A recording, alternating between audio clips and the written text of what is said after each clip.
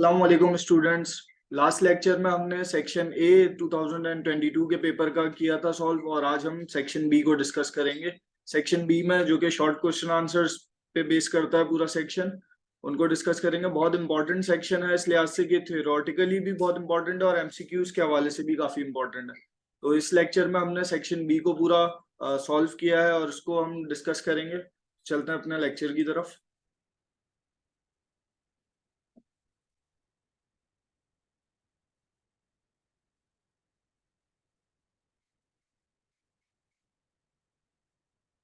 Okay, सो हमारा question number 1 होगा इसका, जो 2022 का पेपर अभी गुजरा है पिछले साल।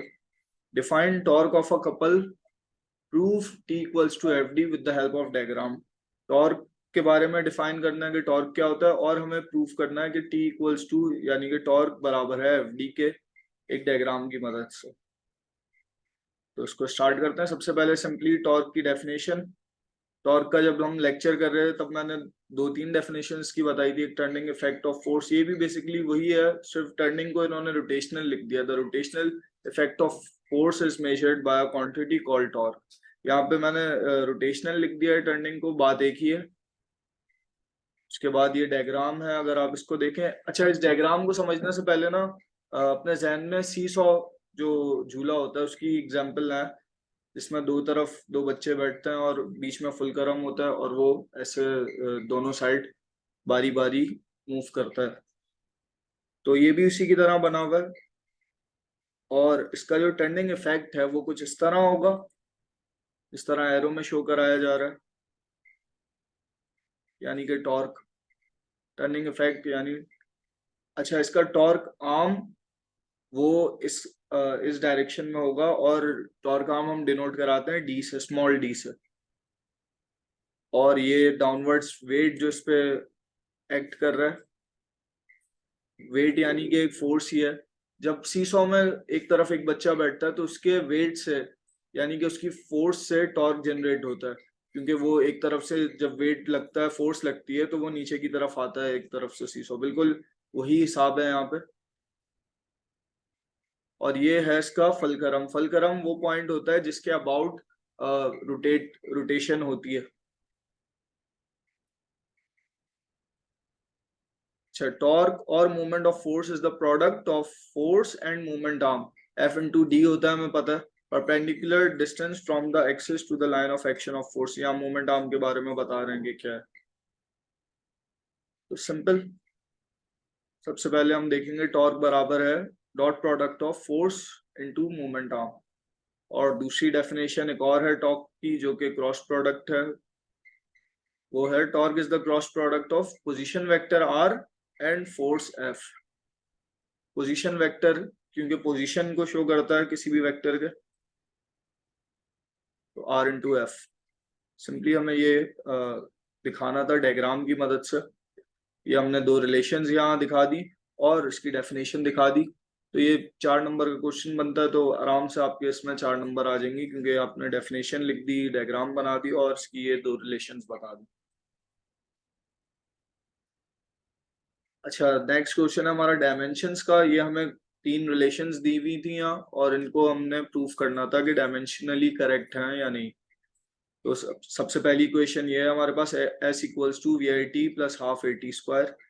इसकी अगर हम लेफ्ट हैंड साइड देखें तो एस क्योंकि डिस्टेंस होता है, डिस्टेंस की डायमेंशन हमें पता है एल होती है, तो लेफ्ट हैंड साइड की टोटल डायमेंशन हमारे पास एल आ गई। तो राइट हैंड साइड की भी इक्वल आनी चाहिए एल के। राइट हैंड साइड की सॉल्व करते हैं। अच्छा, यहाँ पे वी आई यानी कि वेलोसिटी है, तो इसकी डायमेंशन हो गई हमारे पास L T inverse. T time है तो इसकी डायमेंशन कैपिटल टी। फिर हाफ, हाफ हमने शो नहीं करा है क्योंकि कॉन्स्टेंट्स हम लिखते नहीं है इसमें। ए की एल टी स्क्वायर इनवर्स और टी स्क्वायर की टी स्क्वायर हो गई।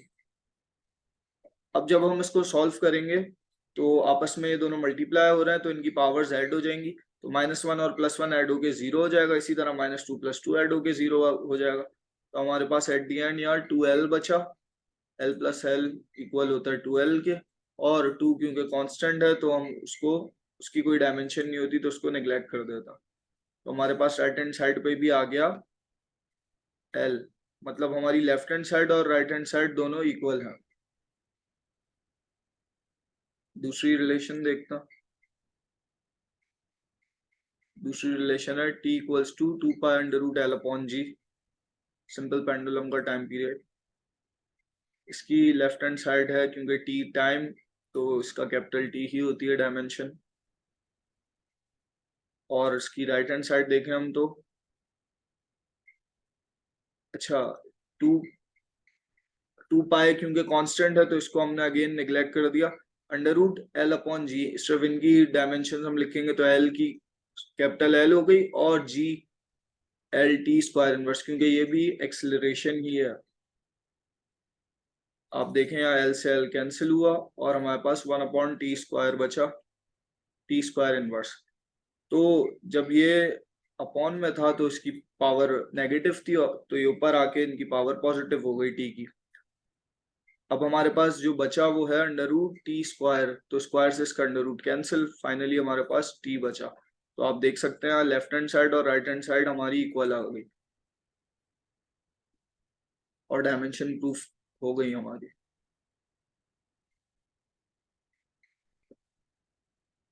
थर्ड रिलेशन देखते हैं, बिल्कुल इसके सिमिलर ही है, t equals to 2 pi under root M upon K, बिल्कुल सेम टू सेम होगा ये इसके स्टेप्स, सिर्फ ये m की वजह से इसकी डायमेंशन चेंज होगी m की।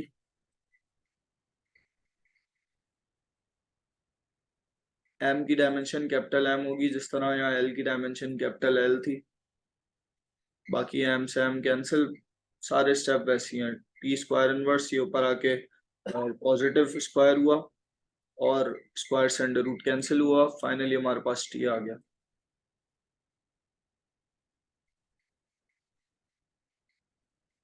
नेक्स्ट हमारे पास न्यूमेरिकल है, two converging lenses of focal length 40 centimeter and 50 centimeter are placed in contact. What is the focal length of this lens combination? Lens combination का focal length निकालना है, बहुत easy है ये।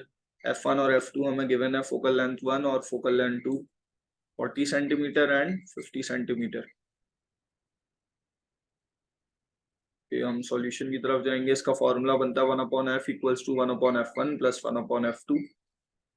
इसमें हमने वैल्यूज पुट की 40 और 50 की।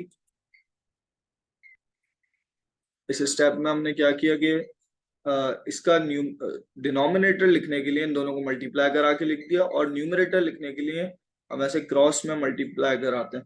जैसे 51 से हुआ तो 50 आया, बीच का ये पॉजिटिव साइन, और फिर 41 से हुआ तो 40 आया। अब ये प्लस हो गया तो 90, और ये मल्टीप्लाई हो गया 2000 आ गया। अब इसको हमने जस्ट रिवर्स कर दिया, 1 अपॉन एफ था तो इस एफ को ऊपर ले गए, जब इसको रिवर्स किया तो राइट हैंड साइड भी ऑब्वियसली रिवर्स होगी। हमने क्या किया, यहाँ एक जीरो से एक जीरो कैंसिल कर दिया, हमारे पास 200 अपॉन 9 आ गया, जो कि बराबर होता है, अगर आप इसको कैलकुलेट करेंगे 22.2 के, और सेंटीमीटर्स का यूनिट है फोकल लेंथ का। बस ये answer statement, the focal length of lens combination is 22.22 centimetre. अच्छा, नेक्स्ट क्वेश्चन है हमारे पास, a cyclist is going up a slope of 30 degree with a speed of 3.5 metre per second. If he stops pedalling, how much distance will he move before coming to rest? अगर वो pedalling करना stop कर देगा तो ये जो slope और ये स्पीड दी हुई इन कंडीशंस के हिसाब से उसे कितना डिस्टेंस और कवर कर लेगा वो रेस्ट में आने से पहले पहले। अज्यूम फ्रिक्शन इज नेग्लेजिबल, ये कंडीशन उन्होंने दी हुई है कि फ्रिक्शन यहाँ नेग्लेजिबल है। अच्छा, यहाँ हमारे पास जो चीजें गिवन है, थीटा इक्वल्स टू 30, v1 हमें गिवन है, या vi कह लें से इनिशियल स्पीड, वो है 3.5 मीटर पर सेकंड, और vf 0 है क्योंकि वो फाइनली रेस्ट पे आ जाता है, तो vf 0 है। हमें s की वैल्यू फाइंड आउट करनी है। अच्छा, ये फॉर्मूला हमारे पास 2as vf square minus vi square, but इस फॉर्मूले को अप्लाई करने के लिए हमें सबसे पहले a की वैल्यू निकालनी होगी, क्योंकि अभी हमारे पास डेटा में a की वैल्यू नहीं है। a की वैल्यू निकल जाएगी माइनस जी साइन थीटा से, क्योंकि ये अपवर्ड मोशन है along the slope, upward motion की तरफ जा रहा है, तो हमने माइनस की साइन लगाई, मतलब जी से ऑपोजिट डायरेक्शन में जा रहा है।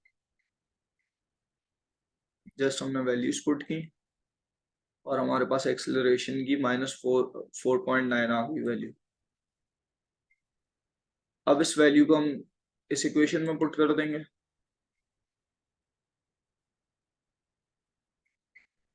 ये सारी तीनों वैल्यूज हमने पुट कर दी, ये ए की वैल्यू, ये वी एफ की और ये वी आई की। इनको सॉल्व करना शुरू करेंगे तो हमारे पास फाइनली जो एस की वैल्यू आएगी, अच्छा सबसे पहले तो इसका स्क्वायर किया 3.5 का तो हमारे पास 12.25 आया, माइनस का माइनस ऐसे ही लगा रहा और इन दोनों को मल्टीप्लाई करके 9.8 आया। 4.9 इंटू 2 करके 9.8 आया, क्योंकि इसके साथ भी माइनस साइन थी तो माइनस साइन ऐसी रही और ये दोनों इक्वल टू की दूसरी साइड जाके डिवाइड हो गए। इसके माइनस से माइनस कैंसिल और जब इनको कैलकुलेट करेंगे कैलकुलेटर में वैल्यूज डाल के तो s इक्वल्स टू 1.25 मीटर आ रहा है आंसर हमारा। नेक्स्ट क्वेश्चन है हमारा, define intensity of sound and loudness, state weber freshener law and formula for intensity level. Intensity level का फॉर्मूला में डिराइव करना। अच्छा सबसे पहले इंटेंसिटी ऑफ साउंड क्या होता है, इसकी ये सिंपल डेफिनेशन लिख दी है कि intensity of sound refers to the amount of sound energy that passes through a unit area in a unit time. एक स्पेसिफिक टाइम में एक स्पेसिफिक एरिया से जितनी अमाउंट ऑफ एनर्जी पास होती है उसको हम इंटेंसिटी ऑफ साउंड कहते हैं और इसको मेजर किया जाता है वॉट्स पर स्क्वायर मीटर में। अच्छा जिस भी चीज की हम डेफिनेशन लिखेंगे तो उसका यूनिट जरूर लिखेंगे डेफिनेशन के साथ। नेक्स्ट हमारे पास loudness of sound. The loudness of sound is a subjective sensation that depends on the intensity of sound, frequency and other factors. तो loudness है वो एक subjective sensation है, मतलब वो काफी चीजों पर डिपेंड करती है loudness। जैसे intensity of sound पे अगर intensity ज्यादा होगी तो loudness भी ज्यादा होगी, frequency पे कि कितना frequent sound आ रहा है और other factors और भी factors हैं जिन पे loudness डिपेंड करती है। It is measured in decibel, इसको decibel में measure करता है। नेक्स्ट हमारे पास Weber Fechner law. Weber Fechner law states that the loudness of a sound is proportional to the logarithm of its intensity.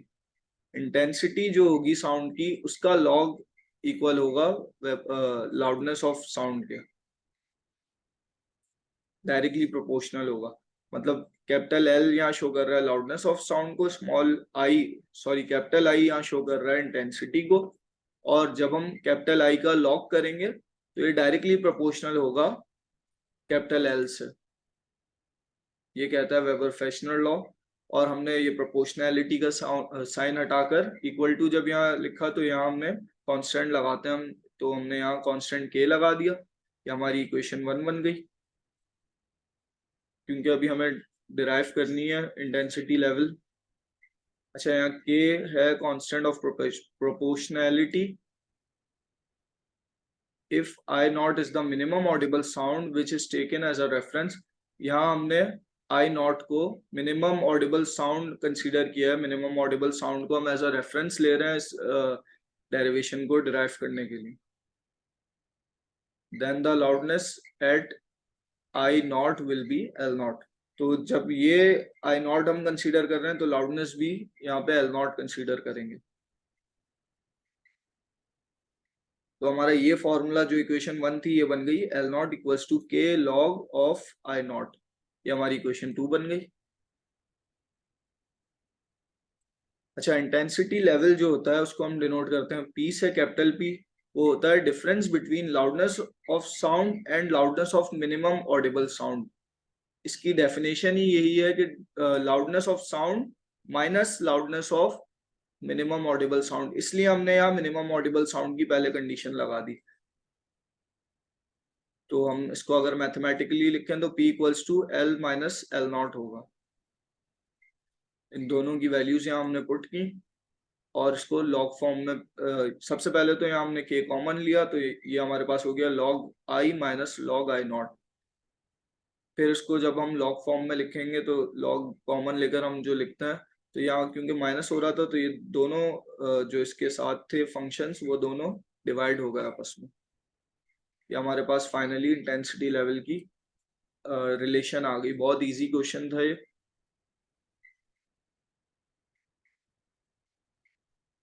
Next है हमारे पास, what is the maximum range and maximum height of a projectile for an angle at which range is maximum. ये condition दी हुई है हमें कि range maximum है, और कह रहे हैं कि रेशियो ऑफ मैक्सिमम रेंज और मैक्सिमम हाइट क्या होगा। सबसे पहले तो हमें मैक्सिमम रेंज और मैक्सिमम हाइट की रिलेशन पता होनी चाहिए। तो मैक्सिमम रेंज की रिलेशन होती है V not square sine 2 theta upon G, और मैक्सिमम हाइट की रिलेशन होती है V not square sine square theta upon 2 G. इन दोनों कंडीशंस को हम लेकर चलेंगे क्योंकि हमें इन्हीं का रेशियो फाइंड आउट करना है। तो इनको रेशियो फॉर्म में सबसे पहले हमने लिख दिया आर अपॉन एच, ये आर की रिलेशन लिखी, और ये हमने एच की रिलेशन लिखी। लेकिन आप देखेंगे कि यहाँ पे इस रिलेशन को हमने उलट करके लिख दिया, इन्वर्स करके लिख दिया। यहाँ टू जी डिनोमिनेटर में था, यहाँ न्यूमरेटर में आ गया, और सिमिलरली ये जो रिलेशन थी ये नीचे आ गई। ये क्यों किया हमने, क्योंकि हमें डिवाइड कराना था, तो हमने यहाँ मल्टीप्लाई की साइन लगाते हैं जब भी, तो कोई भी एक वैल्यू को हम रिवर्स कर देते हैं। तो यहाँ हमारे पास नेक्स्ट स्टेप में बचा 2 sine 2 theta upon sine square theta. कैसे बचा, क्योंकि आप देख सकते हैं V square V not square है, ये वी नॉट स्क्वायर, तो ये दोनों आपस में कैंसिल हो गए। ये जी है और ये जी है, ये दोनों आपस में कैंसिल हो गए। ये 2 इससे मल्टीप्लाई हुआ तो 2 साइन 2 थीटा हो गया, और नीचे हमारे पास बचा साइन स्क्वायर थीटा। अच्छा, the maximum range is at theta equals to 45 degree. यहाँ हमें एंगल दिया हुआ था मैक्सिमम रेंज का, तो मैक्सिमम रेंज किस एंगल पे होती है, 45 डिग्री के। तो हमने थीटा की जगह दोनों जगह 45 डिग्री पुट किया। तो यहाँ क्योंकि 2 भी था, 2 थीटा था, तो ये 90 हो गया, और साइन 90 इक्वल होता है 1 के। तो हमारे पास यहाँ 2 इंटू 1 हो गया, और साइन स्क्वायर 45 डिग्री, तो साइन 45 बराबर होता है 1 अपॉन अंडर रूट 2 के, और स्क्वायर का ये स्क्वायर एज इट इज आ गया। जब इसको हम सॉल्व किया मजीद, तो ये इसका स्क्वायर से कैंसिल हो गया। अच्छा, ये 2 अपॉन 1/2 था, तो ये 2 इस 1 से डिवाइड हो रहा है, तो ऊपर वाले 2 से मल्टीप्लाई हो रहा है, कुछ इस तरह। तो हम सिंपली इसको ऊपर वाले 2 के साथ लिख देंगे, 2 इंटू 2, क्योंकि नीचे 1 की कोई वैल्यू नहीं होती। फाइनली हमारा आंसर आ गया r इक्वल्स टू 4h। 2 2 जा 4 हुआ, और ये h वहां जाके मल्टीप्लाई हो गया। ये हमारी रिलेशन बन गई रेशियो की। नेक्स्ट क्वेश्चन है हमारा, at what height from the centre of earth the value of g becomes 36% of its value of the surface of earth. किस हाइट पे जाके, अर्थ के सेंटर से किस हाइट पे जाके जो वैल्यू ऑफ स्मॉल जी है वो 36% हो जाएगी किस वैल्यू के, जो कि उसकी सरफेस ऑफ अर्थ पे होती है। तो उसको देखना।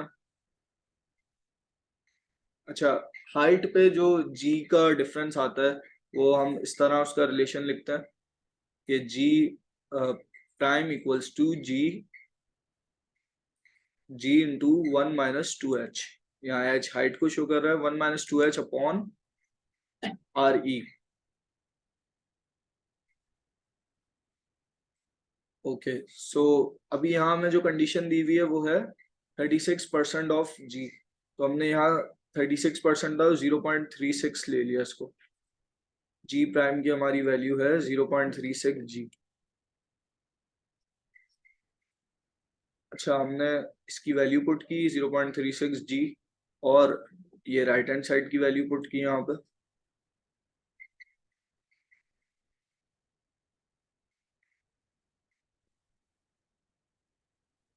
इन वैल्यूज को इधर उधर लेकर गया, और सिंपली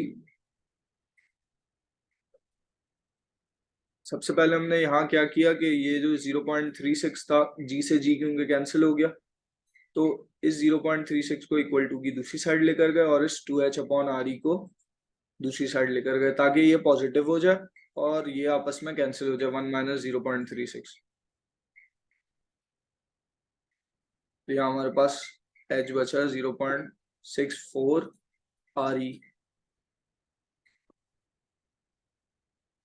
उसके बाद हमने सिंपली RE की वैल्यू पुट 0.64/2 RE। अच्छा, ये 2 जो H के साथ था वहां जाके डिवाइड हो गया। इसके बाद सिंपली हमने इन दोनों को डिवाइड कराया तो 0.32 RE आ गया H की वैल्यू। और फिर हमने RE की जब वैल्यू पुट की तो हमारे पास फाइनली H की वैल्यू आ गई इन किलोमीटर 2038.72। बहुत सिंपल डेरिवेशन है, जस्ट इसमें हमने ये कंडीशन पुट करनी है और कुछ मैथमेटिकल स्टेप्स हैं जिनका मकसद ये है कि H को इंडिपेंडेंट करें। H इंडिपेंडेंट हो जाएगा, फाइनली हम RE की वैल्यू पुट करके आंसर निकाल देंगे।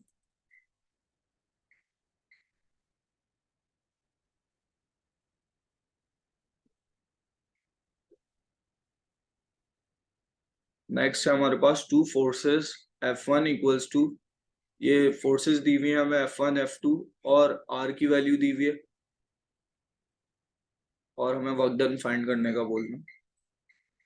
तो सिंपली F1 डेटा में हमारे पास F1 की वैल्यू पुट की, F2 की वैल्यू पुट की और R की वैल्यू।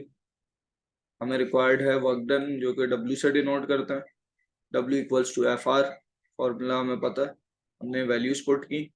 अच्छा, सबसे पहले तो हमें F निकालना पड़ेगा क्योंकि F1 और F2 हमें यहाँ गिवन है। तो F निकालने के लिए इन दोनों को ऐड करा देंगे टोटल F निकालने के लिए। तो ऐड कैसे कराएंगे, I वाले पार्ट को I वाले पार्ट के साथ, J वाला J वाले के साथ और K के साथ। तो ये ऐड हो गया आपस में, तो इनका आंसर आया F का 4I + 4J + 7K। कैसे आया है, 3I I से प्लस हुआ तो 4 हो गया, -2J + 6J से हुआ तो +4 हो गया और 5 2 से हुआ तो 7K हो गया। अब जब हमारे पास F की वैल्यू आ गई तो जस्ट R की वैल्यू के साथ इसको मल्टीप्लाई करवाना है। अच्छा, मल्टीप्लाई भी बिल्कुल इसी तरह होगा, I वाला पार्ट I वाले पार्ट के साथ, 4 4 16 हो गया। J वाला पार्ट J वाले पार्ट के साथ होगा, 4 1 4 और K के साथ होगा। इनकी वैल्यूज को प्लस माइनस कराया तो हमारे पास फाइनली वर्क डन की वैल्यू आ गई 33J।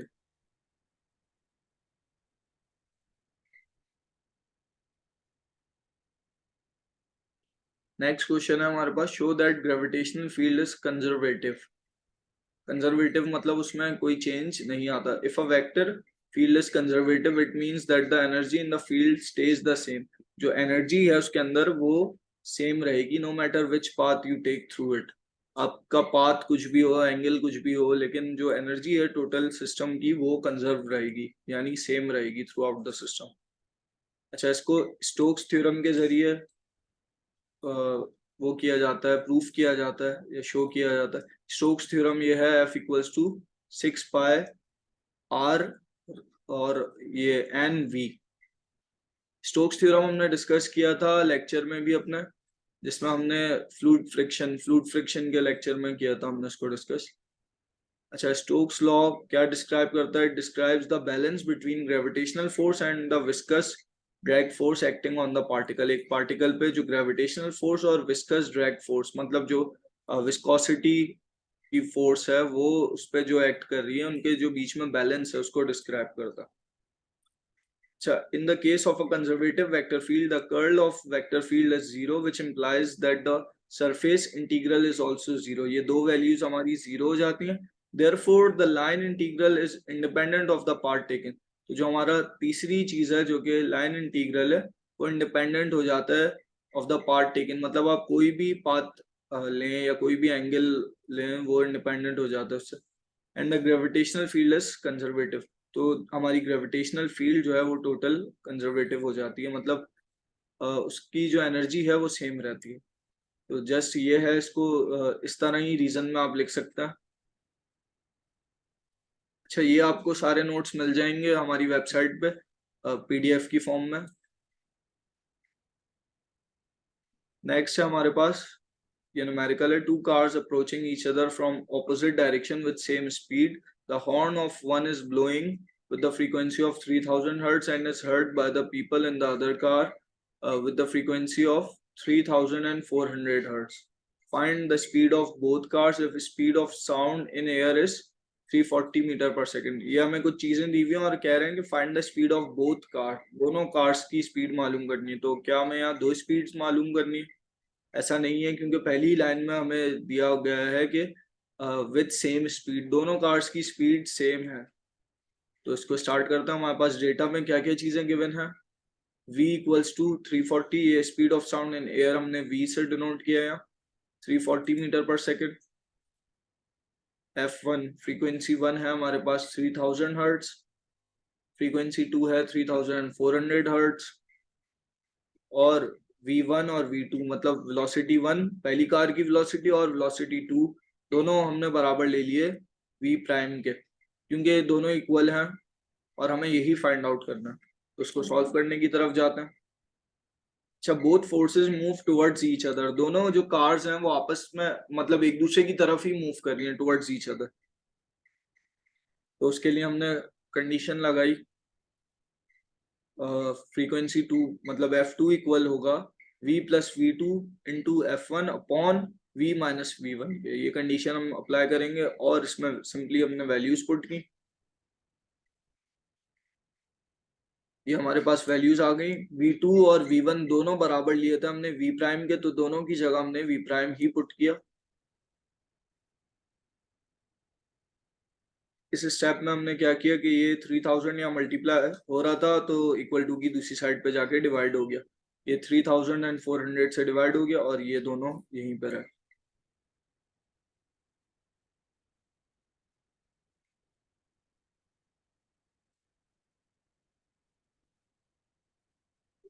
ये डिवाइड हुआ तो 1.133 हो गया। अच्छा, नेक्स्ट स्टेप में हमने क्या किया कि ये जो वैल्यू थी डिवाइड में, ये दूसरी साइड पे ले जाके मल्टीप्लाई करा दी, ताकि हमारे पास जस्ट प्लस माइनस हो रही हो वैल्यूज। और अब हम इसको सिंपली जो v वाली वैल्यू थी उसको एक तरफ कर देंगे और सिंपल इस वैल्यू को बगैर वेरिएबल के जो थी उसको दूसरी तरफ ले जाएंगे। तो 340 को हम ले गए 385.22 के पास और इसको ले गए हम v के पास। इनकी साइंस भी चेंज हुई, तो ये प्लस होके 2.133 v प्राइम बन गया और इक्वल टू 45.22।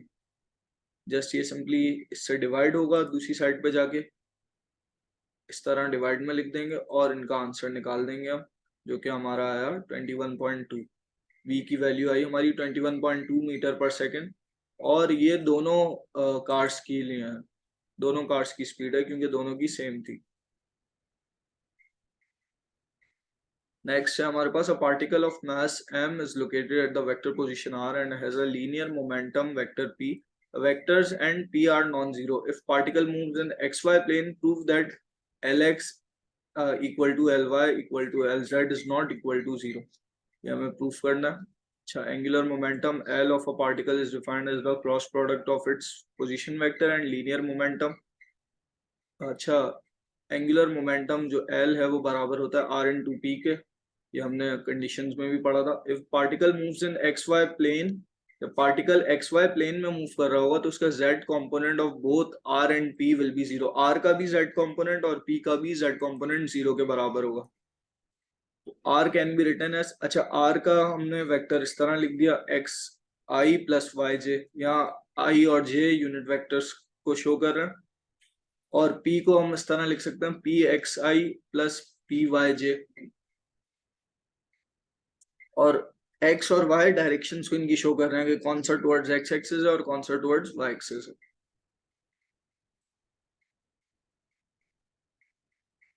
अच्छा, जो इसके कंपोनेंट्स होंगे एंगुलर मोमेंटम के, वो कुछ इस तरह लिखे जाएंगे।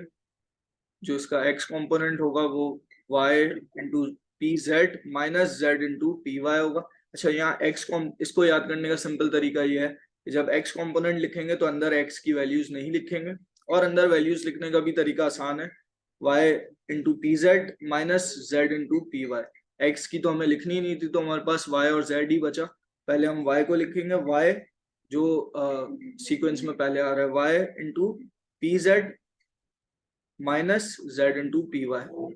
अच्छा, यहाँ हमने देखा था z कंपोनेंट हमने बराबर लिया था 0 के, तो ये पार्ट हमारा पूरा 0 के बराबर हो गया। तो हमारे पास यहाँ बचा y इंटू पी जेड, और y कंपोनेंट में इसके देखेंगे z into P x y component में अगेन y की वैल्यू नहीं आएगी, z और x की आएगी, तो z into P x minus x into P Z.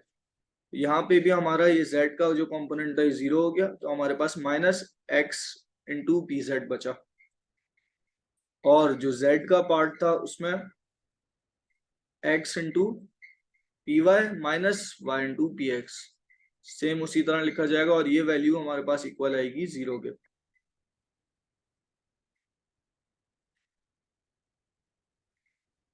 Since the linear momentum vector is non-zero, Lx and Ly are also non-zero, क्योंकि linear momentum of vector non-zero है, मतलब 0 के इक्वल नहीं है, तो Lx ये जो x कंपोनेंट है इसका ये भी, और y कंपोनेंट भी नॉन जीरो होगा, तो यहाँ हम देख सकते हैं कि नॉन जीरो है। Therefore we have Lx equal to Li is not equal to 0, और Lz इक्वल है यहाँ हमारे पास z कंपोनेंट 0 के।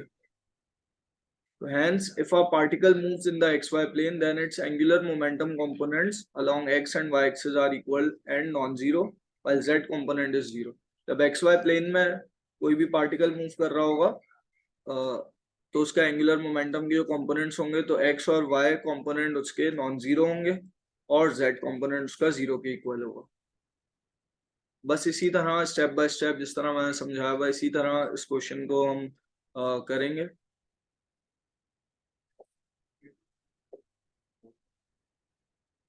अच्छा, नेक्स्ट हमारे पास रीजन का क्वेश्चन है, why the central ring of Newton's ring is dark. Newton's ring जो होती है उसकी सेंट्रल रिंग डार्क क्यों होती है, तो इसको देखते हैं। अच्छा, इसको मैंने बुलेट पॉइंट्स में समझाया हुआ है सिर्फ समझाने के लिए, लेकिन आप जब भी लिखते हैं इसको पैराग्राफ की फॉर्म में लिख लें तो ज्यादा बेहतर। अच्छा, द सेंट्रल स्पॉट और ring appears dark because the thickness of the air film is 0 at the point of contact between the lens and the plate. और नेक्स्ट पॉइंट है इसका, when light is incident on this point some. अच्छा, ये point क्योंकि एक तरह से example या एक्सपेरिमेंट के तौर पे स्टेप बाय स्टेप इन पॉइंट्स को डिस्कस कर रहे हैं। When light is incident on this point some of it gets reflected from the upper surface of the lens and some from the lower surface of the plate. कुछ light, जब light incident होती है तो कुछ reflect हो जाती है upper surface से लेंस की, और कुछ lower surface of the plate से। अच्छा, if the path difference between these two reflected beams is an odd multiple of half wavelength, अगर जो पाथ डिफरेंस होता है दोनों बीम्स का, जो दो अलग अलग रिफ्लेक्ट हो रही हैं, वो ऑड मल्टीपल होता है हाफ ऑफ वेवलेंथ के, then destructive interference occurs and the central spot appears dark. जब ऑड मल्टीपल होगा हाफ वेवलेंथ का, तो डिस्ट्रक्टिव इंटरफेरेंस होगी हमारे पास। डिस्ट्रक्टिव इंटरफेरेंस में हमारा क्या होता है, सेंट्रल स्पॉट जो होता है वो डार्क अपीयर होता है। The two reflected beams are out of phase by 180 degree and their amplitudes cancel out each other. Since the thickness of air film is 0 at the center, thickness उसकी center पे 0 होती है air film की, the path difference between the two reflected beams is also 0 and they interfere constructively, resulting in maximum intensity at the center. लेकिन however there occurs a path difference lambda upon 2, therefore lambda upon 2 मतलब wavelength को show करता है lambda, therefore destructive interference is produced at the center and dark fringe is obtained। बिल्कुल इस तरह ही, थोड़ा सा इसको समझाने के लिए मैंने ये पॉइंट एक्स्ट्रा लिखा, आप चाहें तो इस पॉइंट को हटा भी सकते हैं अगर ये रीजन का क्वेश्चन है, तो जस्ट 1 2 3 4 और ये 5th पॉइंट लिख दें और इसको एक पैराग्राफ की फॉर्म में लिख दें।